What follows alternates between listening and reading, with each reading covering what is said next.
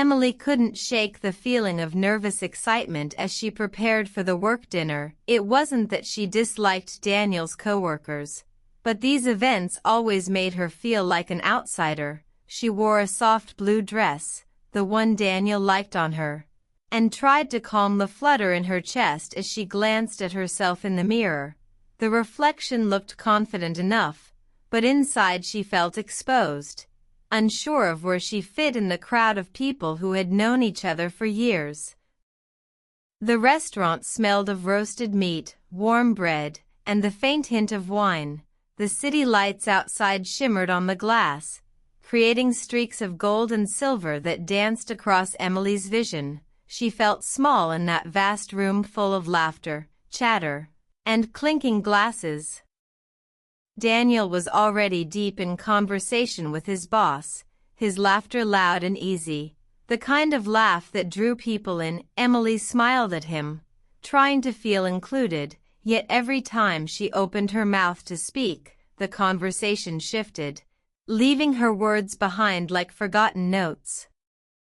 Then she noticed Mark, a coworker she had met a few times but never truly spoke to. He leaned casually against the wall, his posture relaxed but attentive, watching the room like he noticed everything but said nothing. When their eyes met, he offered a small nod and a polite smile, and Emily felt a strange sense of recognition, though she couldn't place why.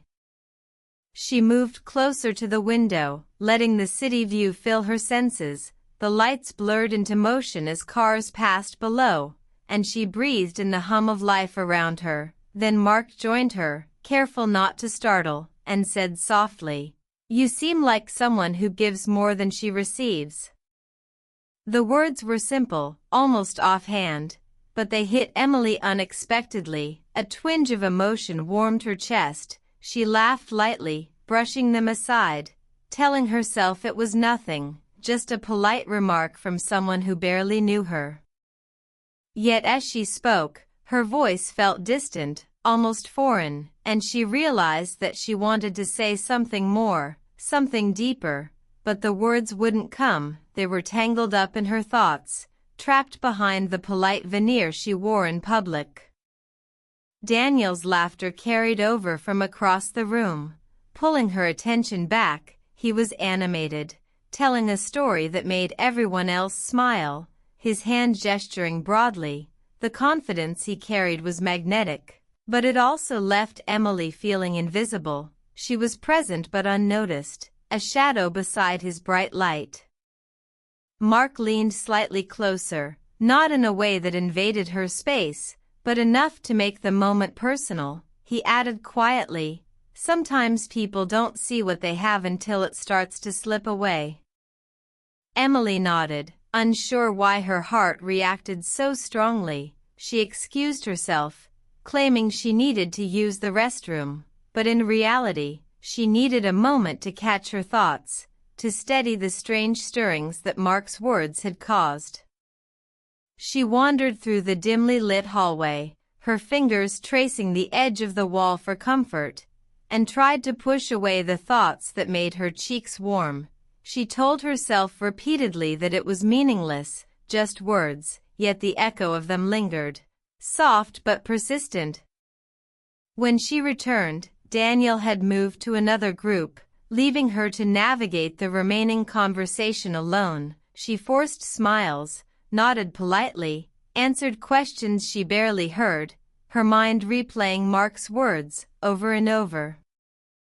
Driving home later that night, Emily felt restless, her hands on the steering wheel, gripping it tightly, the city lights streaking past like distant stars. She thought about the dinner, the casual conversation, the one sentence that refused to leave her mind. "You seem like someone who gives more than she receives." She tried to analyze it, rationalize it, convince herself it was meaningless, but deep down, she knew it had touched a nerve. It wasn't about Mark, she realized. It was about her own life, her own feelings of invisibility, the quiet longing to be truly seen. At home, Daniel was already asleep, the soft rhythm of his breathing filling the room. Emily lay beside him, staring at the ceiling, her mind racing, wondering if she had drifted into a life where she gave too much and received too little, where her presence was assumed but never acknowledged. The night felt heavy, yet full of clarity. She couldn't stop thinking about the strange connection, the way someone had looked at her and seemed to notice something she had hidden from the world, something she didn't even fully understand herself. She closed her eyes, trying to focus on sleep, but Mark's words repeated in her mind, a quiet reminder that sometimes it takes a stranger to see what those closest to us have stopped noticing. And she realized that this simple dinner had planted a seed, a spark of awareness that she couldn't ignore. Emily didn't know what the future held, whether this feeling would fade or grow, but she felt it deeply, a mix of confusion, longing, and awakening, a sense that her life, her marriage, and her own self-worth were more fragile than she had admitted, and that one small sentence could change the way she looked at everything.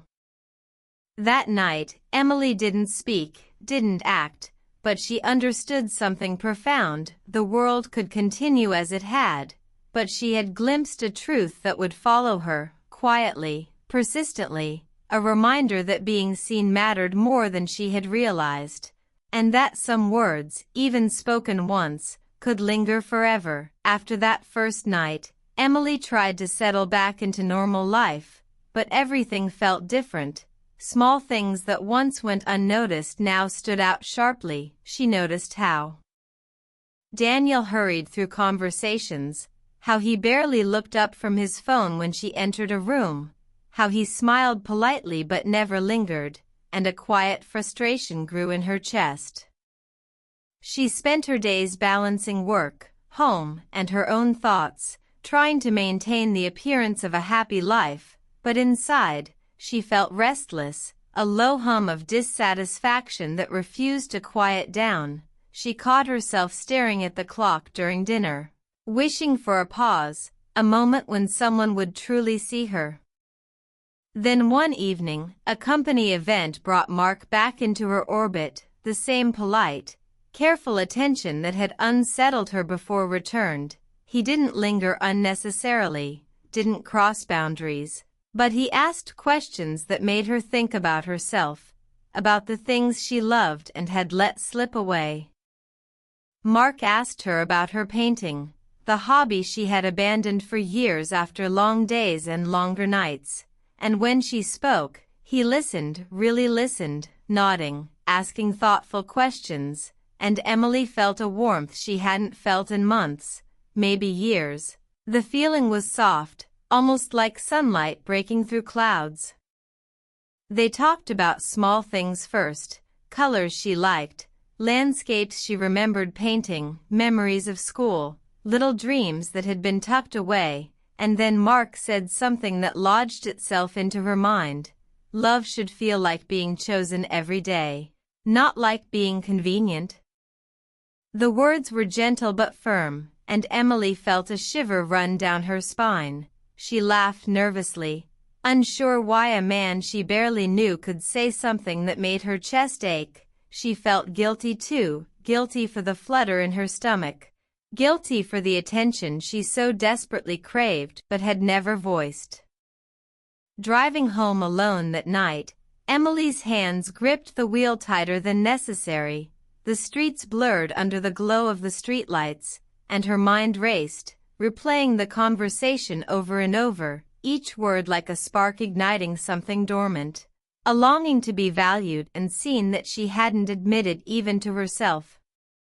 She thought about Daniel, his busy schedule, the exhaustion he always carried home, the way he smiled at her but never truly connected. She wondered if he even realized how far apart they had drifted, if he noticed the quiet weight in her eyes, or if he simply assumed everything was fine.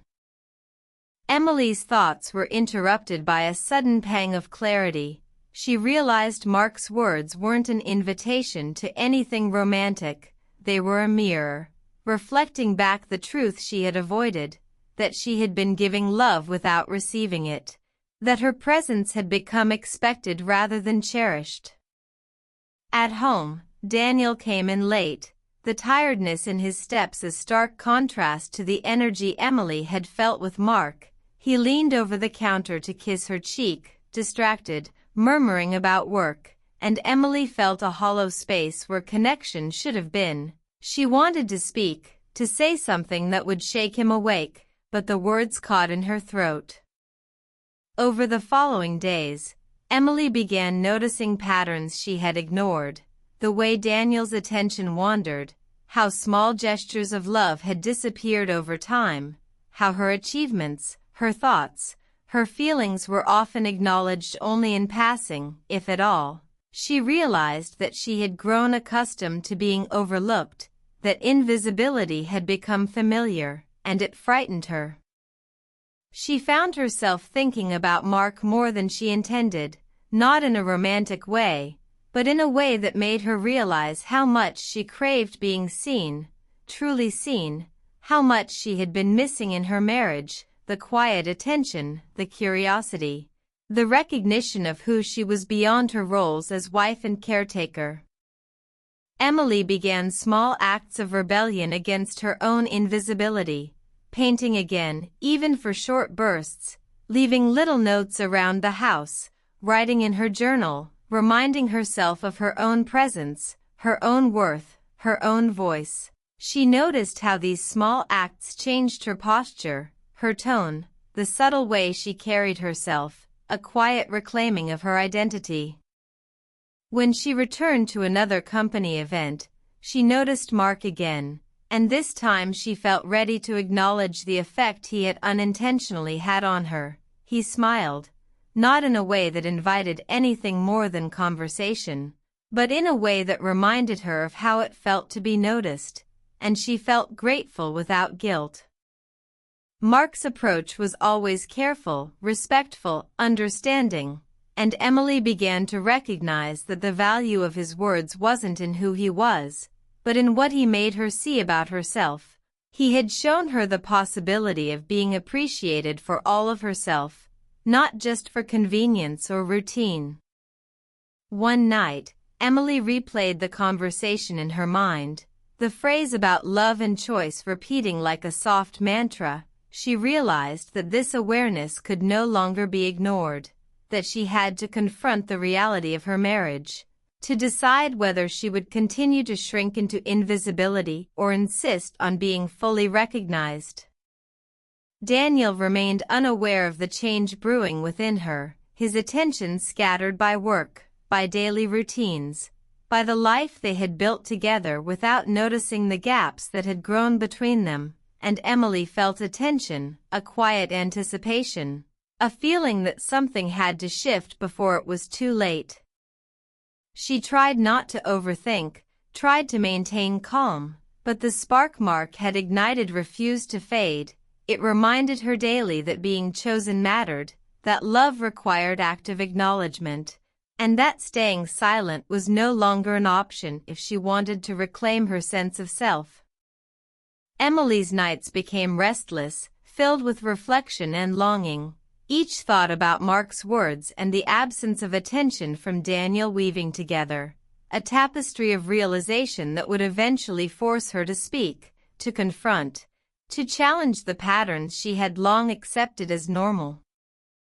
By the end of part 2, Emily understood that her journey was not about betrayal, not about another man, but about awakening, about recognizing her own worth, and that the words of someone outside her marriage had lit the first real fire of self-awareness she had experienced in years, a fire that could no longer be ignored. Emily woke that morning with a sense of quiet determination.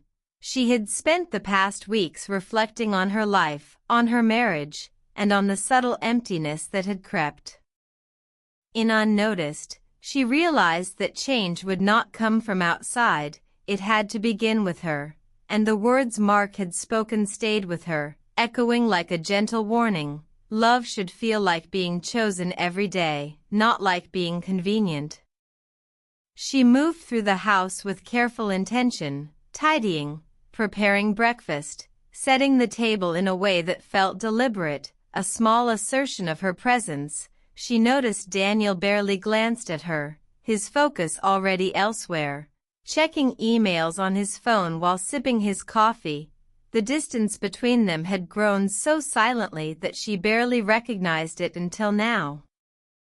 Emily's mind replayed the past few weeks, the company events, the conversations with Mark, the realization that her own worth had been overlooked in the routine of daily life. She felt a quiet anger, not toward anyone else, but toward herself for allowing her voice to be quieted, for accepting a life where her presence was assumed rather than appreciated.